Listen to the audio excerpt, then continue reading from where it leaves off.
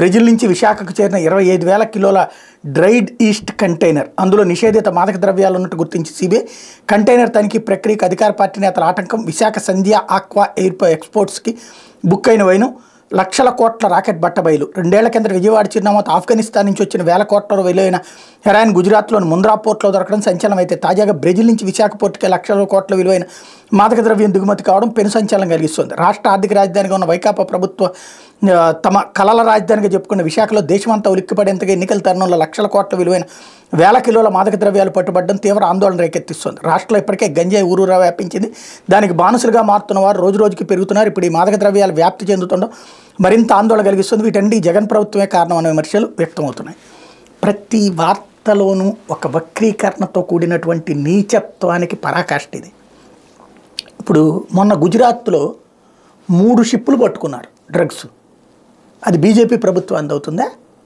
వాళ్ళు చేపిస్తున్నట్టు అవుతుందా? క్రిందటిసారి పట్టుకున్నారు ఆఫ్ఘనిస్తాన్, అప్పుడు కూడా ఇట్లాగే మాట్లాడారు వైసీపీ వాళ్ళది.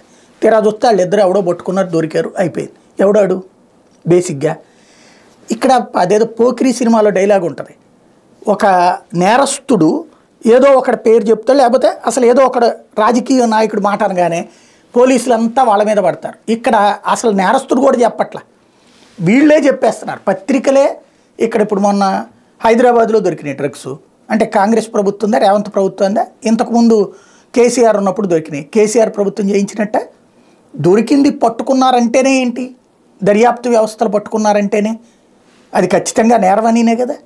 నేరానికి సంబంధించి రేపు పొద్దున్న దొరికితే ఖచ్చితంగా వాడు వైసీపీ వాడు దొరికాడా, తెలుగుదేశం వాడు దొరికాడా, ఎవడు దొరికితే వాడు కూడా నేరస్తుడు అవుతాడు. కానీ పార్టీ వెనకుండా అయితే నడిపించదు కదా. ప్రాక్టికల్గా మాట్లాడుకుందాం. పార్టీ ఇప్పుడు తెలుగుదేశం తరపునోడు ఎవడో దొరుకుతాడు. ఇప్పుడు ఏదో కృష్ణ యాదవ్ ఏదో తప్పు చేశాడు, అది తెలుగుదేశం పార్టీ చేయించినట్ట, కృష్ణ యాదవ్ చేసినట్ట?